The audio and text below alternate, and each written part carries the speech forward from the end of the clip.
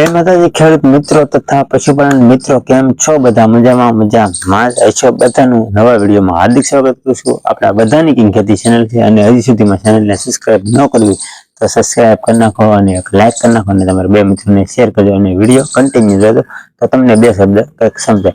તો આજનો ટોપિક એ છે મિત્રો, ખેતીને લગતો વિડીયો છે. ખેતીને લગતો છે કે આપણે કપાસ હોય મિત્રો, તો કપાસના પાળા સાયવા પછી કયું ખાતર પાળાની આપણે સાયવા હોય ત્યારે વાવવું જોઈએ. તો આ પ્રશ્ન ઘણા બધાને નહીં ખબર હોય, ઘણાને ખબર છે. તો જેને નથી ખબર એના માટે, અને મિત્રો આપણે જ્યાં સુધી પાળા ન હોય ત્યાં સુધી આપણે મિત્રો દાખલા તરીકે યુરિયા ખાતર છે તો આપણે એને સોડો નાખી શકીએ. ડીએપી ખાતર છે તો ડીએપી ખાતર મિક્સ કરીને મેકવું તો મેકી શકીએ. ઘણી જાતનું ખાતર આવે તો આપણે સોડો પાળા વળી જાય પછી મિત્રો આપણે ન મેકી શકીએ. એનું કારણ એ છે કે કપાસને એટલા મિત્રો પાળા રોકી લે છે, તો એ ન આપણે મેકી શકીએ. એના માટે આપણે છેલ્લી વાર ખાતર વાવતા હોય છે, બધા વાવે છે મને અંદાજ પ્રમાણે. તો એમાં કયું ખાતર નાખવું જોઈએ? તો મારા અનુભવ પ્રમાણે મિત્રો વાત કરું ને, તો તમારે બે ખાતર વાવવાનું હું કહું તમને, તો બે મિક્સ ખાતર વાવજો તો તમારા કપાસને થોડોક ફાયદો થશે અને તમારો કપાસ થોડોક તાકાતમાં આવશે, એટલે પાવરમાં, અને કપાસ તમારો થોડોક બળિયાતો જેવો થશે. તો પહેલી વાત આપણે મિત્રો એ કહીએ તો પેલું ખાતર એ છે 1 થેલી યુરિયા તો 1 થેલી ડીએપી. કેમ કે આપણે કુલ ખેતરમાં મિત્રો 10 થેલી ખાતર વાવવાનું હોય. આપણે પહેલા મિત્રો અંદાજ કર્યો છે કે એટલો ખાતર વાવવાનું છે. તો આપણે 5 થેલી મિત્રો 10 થેલીનો પ્લાનિંગ બનાવ્યું હોય તો 5 થેલી યુરિયા અને 5 થેલી ડીએપી આ બેને મિક્સ કરો અને પછી ખાતર વાવો અને પછી પાળા કરો. ને આ યુરિયાનું એવું છે મિત્રો કે તાત્કાલિક તમને રિઝલ્ટ મળશે, અને ડીએપી નું જેમ વરસાદ આવે, કોરામાં વાવ્યું હોય તો વરસાદ આવે ત્યાં સુધી ધીમે ધીમે ઓગળે, એટલે એને થોડોક સમય લાગે છે અને પછી ધીમે ધીમે ગણ કરે છે. એટલે ઇમ્પોર્ટન્ટ ખાતર કહેતા હોય ને તો મિત્રો ડીએપી છે. યુરિયા કરતા યુરિયા તાત્કાલિક ઓગળી જાય એટલે એનું રિઝલ્ટ મળે, અને ડીએપી ધીમે ધીમે ઓગળે, અને આવી રીતે રિઝલ્ટ મળતું હોય. અને કપાસમાં મિત્રો કેટલા તમને પાળા વાળવા પડે ને, તો હું તમને કહું ને, તો કપાસ હંમેશા આપણે અમુક એમ કહેતા છીએ 90 દિવસે પછી 60 દિવસે, તો મારા અંદાજ પ્રમાણે આ બધું ખોટું છે. એવું કઈ હોતું નથી મિત્રો. આપણો કપાસ હોય ને એને ગોઠણ થઈ જવો જોઈએ. કેમ કે આપણે લાઠીઓ લઈને આપણે બળિયાથી વાવતા હોય, ટ્રેક્ટરથી તો કોઈ ઉપાધિ નથી, મોટો હોય તો પણ લાઠી શકીએ. આ તો ખાલી બળિયાથી લાઠો હોય ને, તો બળિયા જેવી ખેતી ટ્રેક્ટરથી ના થાય.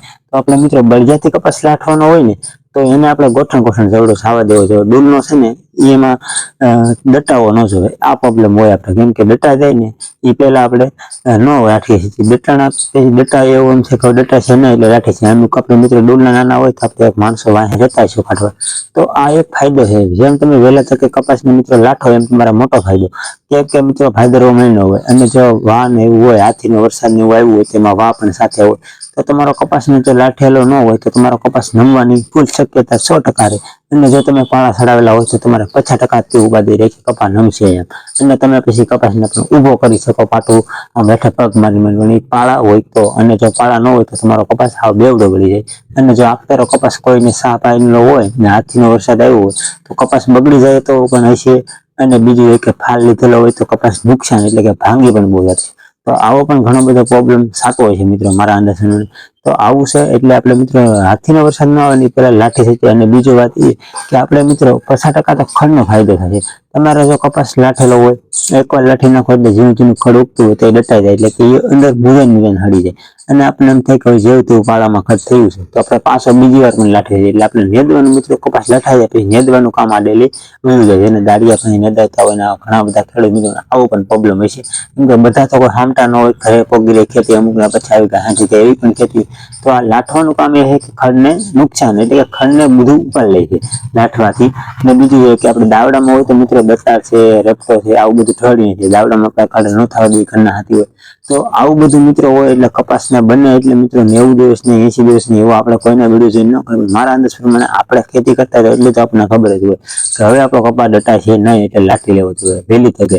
અને મિત્રો જેમ બને એમ કપાસ ઝીણકો હોય ને ત્યાં એને રેતનો કપાસ થી થોડોક નાનો હોય ને ત્યાં એને ઉર્જા જેવું તેવું આપી દેવું જોઈએ, એટલે પાવરમાં આવી જાય, એટલે તમારો કપાસ બળટમાં આવી જાય. એટલે મોટો થાય પછી થોડોક મોટો થાય એટલે પાછું આપી દેવું જોઈએ. આપણે જ્યાં સુધી મિત્રો પાળા ન કરીએ ત્યાં સુધી એને 2 થી 3 વાર ખાતર આપી દેવું જોઈએ, એટલે કપાસ તમારો ગજરા કાઢી જાય અને ફૂલ સાપા તો મિત્રો ફૂલ સાપુ ફાલ લેવડાવવાની દવા આવે છે અને બધા છાંટતા હોય છે મારા અંદાજ પ્રમાણે, અમુક નહીં છાંટતા હોય.